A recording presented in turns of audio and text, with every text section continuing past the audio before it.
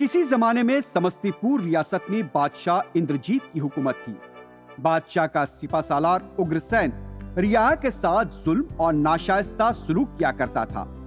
वो अपने आदमियों के जरिए अवाम से जबरन रकम हासिल किया करता था और किसी के पास कीमती चीज हो तो छीन लिया करता था। उग्रसेन बादशाह का बरादरे निस्बती था, इसलिए वो मनमानी किया करता था। एक दिन उग्रसेन ने अपने आदमियों को लेकर गांव पर हमला कर दिया। उधर गौतमपुर गांव में भी यह खबर फैल गई कि उग्रसेन एक एक करके तमाम गांव पर हमला कर रहा है। गौतमपुर गांव का मुखिया आनंद वर्मा था। उसने पूरे गांव वालों को जमा किया और वो ये बताना चाहते थे कि उग्रसेन के हमले से कैसे बचा जाए, क्योंकि वो अक्लमंद और दानिशमंद थे। उन्होंने कहा, गांव वालों, उग्रसेन का जुल्म और उसके हमले बढ़ते जा रहे हैं। जो भी उसका मुकाबला करेगा वो जिंदा नहीं बचेगा और जो भी उसके खिलाफ जाता है वो उनके हाथ पैर काट देता है। अपने आदमियों के साथ उग्रसेन कभी भी हमारे गांव पर हमला कर सकता है, इसलिए मैं जैसा कहूं वैसा करो। हमें सबको मिलकर उसका मुकाबला करना होगा। मुखिया आनंद वर्मा की बात सुनकर एक गांव वाले ने कहा, मुखिया साहब, आप जैसा कहेंगे वैसा करेंगे, आखिर बताइए करना क्या है। मुखिया ने गांव वालों को अपना मंसूबा बताया। जब उग्रसेन हमारे गांव में दाखिल होगा, हमें अहमकों यानी कि बेवकूफों की तरह बर्ताव करना चाहिए। वो अहमकों के साथ मुकाबला नहीं करेगा और हमारे गांव पर हमला किए बगैर यहाँ से चला जाएगा। पूरे गांव वालों ने मुखिया की तजवीज से इत्तेफाक किया और अपने अपने घर चले गए। अगले ही दिन उग्रसेन ने अपने आदमियों को लेकर गौतमपुर पर हमला कर दिया। जैसे ही वो गांव के अंदर दाखिल हुआ, उसने देखा कि एक शख्स कुएं से पानी निकालता ही जा रहा है। सुनो, क्या कर रहे हो तुम? उस शख्स ने जवाब दिया, कल रात इस कुएं में चांद गिर गया था, इसके लिए मैं कुएं का पानी खाली कर रहा हूँ ताकि चांद को बाहर निकाल सकूं। और तुम मेरे काम में मदाखलत मत करो। ये सुनकर उग्रसेन ने कहा, अरे पागल, चांद कुएं में कैसे गिर सकता है और तुम उसे बाहर कैसे निकालोगे? इस पर वो शख्स कहने लगा, मैंने खुद अपनी आंखों से चांद को कुएं में गिरते देखा है। तुम क्यों परेशान हो रहे हो भाई? क्या मैंने तुमसे कोई मदद तलब की है? जाओ भाई जाओ यहाँ से। ये कहकर वो शख्स फिर कुएं से पानी निकालने में मसरूफ हो गया। मुझे तो ये शख्स बेवकूफ लगता है। अहमक समझकर उग्रसेन ने उस शख्स को नजरअंदाज किया और आगे बढ़ गया। कुछ दूर जाने के बाद उग्रसेन को चंद आदमी नजर आए जो आम के दरख्त के अतराफ दीवार तामीर कर रहे थे। उसे कुछ समझ में नहीं आया।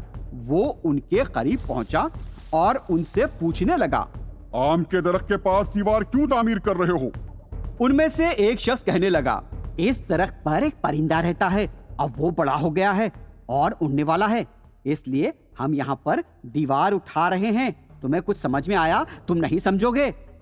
उग्रसेन को कुछ समझ में नहीं आया और वो कहने लगा, अगर तुम दीवार उठा भी दोगे तो वो दीवार पर से भी उड़कर चला जाएगा। ये सुनकर वहां मौजूद एक नौजवान ने मुस्कुराकर कहा, अरे ये तो हम जानते हैं, इसलिए उस परिंदे को एक पिंजरे में बंद करके दरख्त पर लटका दिया है।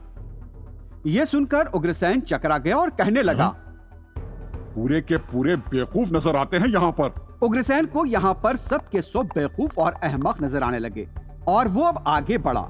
उसने देखा कि कुछ देर एक शख्स अपने घर के सहन में बैठा था। वो अपनी नाक को दबाकर बड़ी बड़ी सांसें ले रहा था। उग्रसेन उसके पास पहुंचा और उसे गौर से देखने लगा। उग्रसेन को देखकर वो आदमी कहने लगा, जनाब, क्या आप मेरी मदद कर सकते हैं? मेरी बीनाई कमजोर है, जरा बताएं लोहार की भट्टी में आग जल रही है या नहीं? लेकिन उग्रसेन को वहाँ पर कोई भट्टी नजर ही नहीं आई। उसने उस आदमी से पूछा, कहाँ है भट्टी? वो शख्स अपनी नाक पर हाथ रखकर कहने लगा, अरे जनाब, इसका मतलब है आपकी नजर भी कमजोर है। वो भट्टी 1 किलोमीटर दूर है, उसका मालिक मेरा दोस्त है। मैं सोच रहा था कि अपनी नाक से हवा निकालकर अपने दोस्त की भट्टी जलाने में मदद करूं, समझे आप? ये सुनकर उग्रसेन अपना सर पीटने लगा। उसे समझ में नहीं आया कि आखिर क्या हो रहा है। अब वो उस जगह पहुंचा जहां बैठकर मुखिया गांव वालों के मसाइल की यकसुई किया करता था।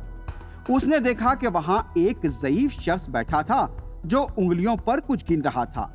अब तुम क्या कर रहे हो?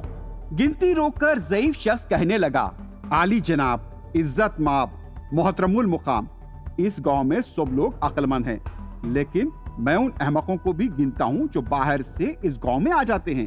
तुम लोग भी कतार में खड़े हो जाओ ताकि मुझे गिनने में आसानी हो। मुझे अच्छा लगता है बेवकूफों को गिनना। 21, 22, 23।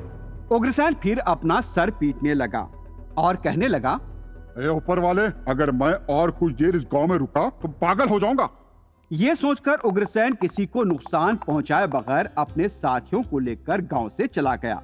गांव वालों ने ये सोचकर राहत की सांस ली कि अहमकों की तरह बर्ताव करने से वो बच गए। तमाम गांव वालों ने मुखिया की तारीफ की और उनका शुक्रिया अदा किया।